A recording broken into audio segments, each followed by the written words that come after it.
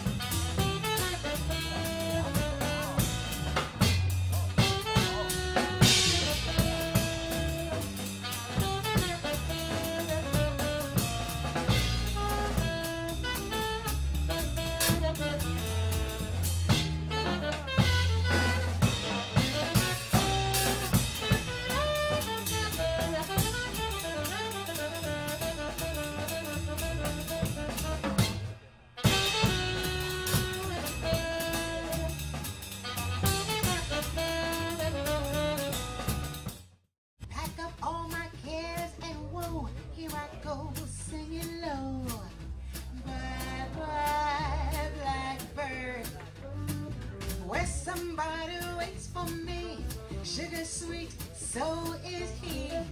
Bye bye, blackbird. No one here can love and understand me. Oh, one hard luck stories, they all had me. So make my bed and light the light. I'll come home late tonight, blackbird. Bye bye.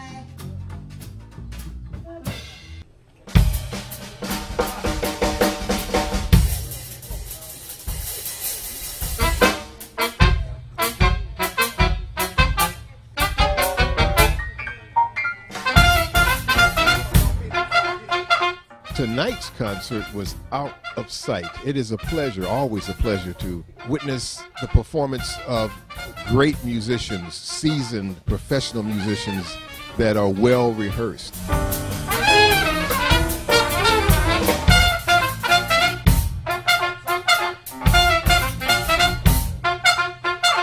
This band tonight played arrangements of standards, which is really refreshing.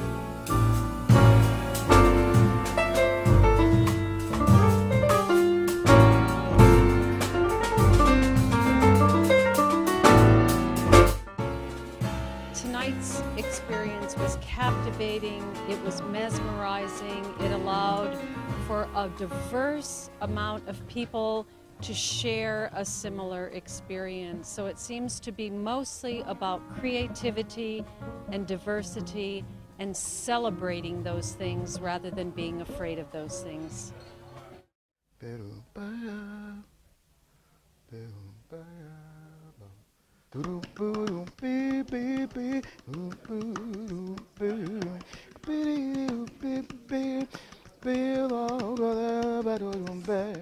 There was a boy, strange enchanted boy.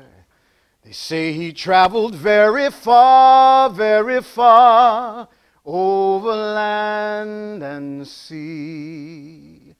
A little shy and sad of eye, but very wise was he. And then one day, one magic day, he came my way.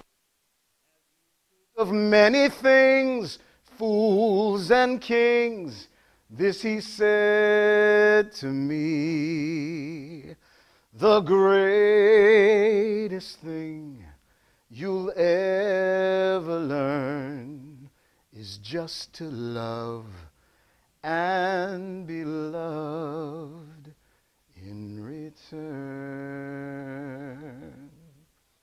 I heard that song when I was 7 years old. I kind of fell asleep on my dad's lap and woke up to the sound of an orchestra and someone who said, "Ladies and gentlemen, the RKO Trent Theater is proud to present Mr. Nat King Cole." And Nat King Cole came out singing Ballerina. There was an orchestra there. And there was something about that night. You know, I wasn't sophisticated enough to understand how amazing Nat King Cole was. But, you know, the one thing that really kind of prompted me, and my father was kind of a quiet guy. He was a big, kind of quiet guy, you know, didn't talk a lot, didn't show a lot of emotion. But sitting there on his lap, as Nat began to sing, I felt myself kind of rise. My dad kind of sat up straighter, and I looked around me, and it seemed like everybody around me was sitting straight, and there was like a gleam in their eye, you know, like something magical had happened. And I think it was that night that I knew that something really important was going on, and I wanted to know how to do that. So you never know when you have an impact upon people when you're an artist.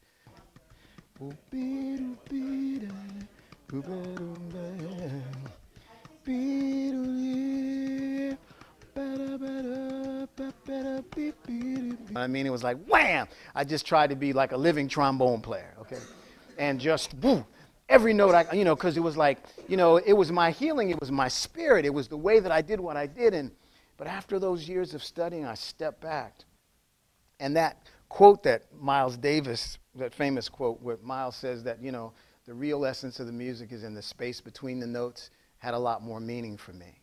I understood that you could say so much more often by saying less. I was always known to be able to use my voice to make people feel good. But when I was faced with a health challenge in myself, I couldn't access my own voice.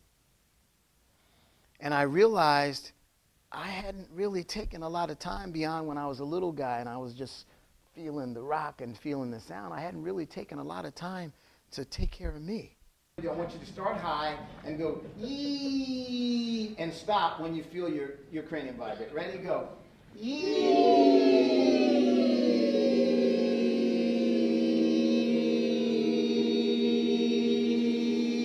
Feel it vibrate? Feel it vibrate? Okay, very good.